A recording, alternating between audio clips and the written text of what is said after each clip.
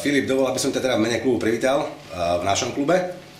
A dovol mi hneď na začiatok takú prvú otázku. Vzhľadom na svoj mladý vek si toho futbalového prešiel už naozaj dosť. Akadémia Manchester City, holandská, nemecká, anglická skúsenosť a potom pôsobenie v Spartaku Mijava. Ako by si ty krátko zhodnotil toto tvoje pôsobenie?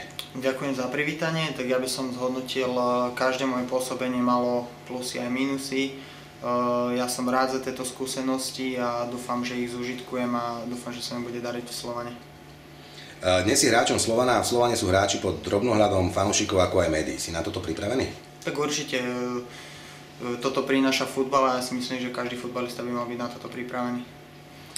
Tvoje osobné ambície v Slovane? Tak pomôcť mužstvu, aby sme hrali o tie najvyššie priečky, streliť nejaké góly a hlavne podávať dobré výkony.